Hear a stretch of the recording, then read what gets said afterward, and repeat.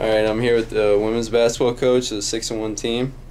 The first question is, going 2-1 last week, how do you feel your team performed?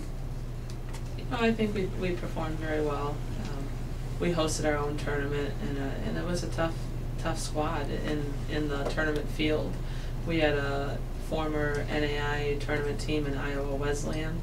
We had Calvin College from obviously the west side of the state that's ranked 5th in Division III, 5th in the nation. And then in NCAA Division III, and then Marygrove was established in the program and fought hard, and then us. And obviously I'd like to be 3-0, and because that meant we would have won our own tournament. But to finish right now at 2-1 on the week with 3 games in the week, I'm happy with where we are. Obviously wishing that it could have been 3-0. All right, for last week, can you name some key players? I think it's nice that we got Nikki Hughes kind of back and flowing into our system with her, being extended a week into the volleyball program. They made their conference tournament for the first time. It took her a little bit to just get her basketball feet under her. So she's played well. Tuesday was a great win for us with Adrian College. Mika Nicholson stepped up and hit some huge shots in that game.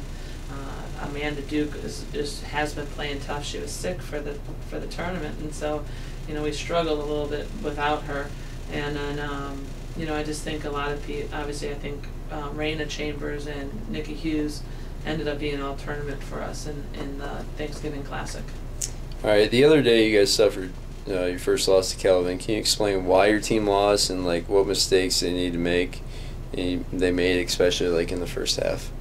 Yeah, there's no question. There's no question that Calvin is a great team, and we were excited to have the challenge of a 5th ranked team in the nation, but we didn't stop one kid, and number 32 and Verselek, I think, and she just we didn't execute the plan that we had for her.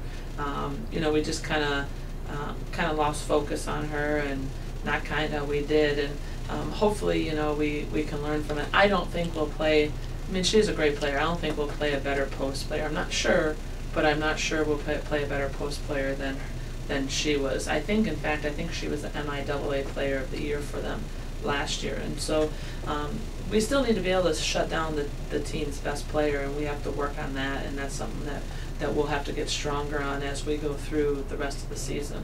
But I'd hoped it would have been a close game and we would have had a chance there at the end, and it just wasn't the case. Even though you guys did suffer your first loss, the team is now 6-1. What are you most impressed about your team right now?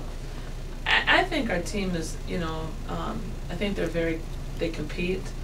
They don't get razzled, and part of that is their cohesiveness. They really are a team. They play well together. They look for each other on the court. There doesn't seem to be,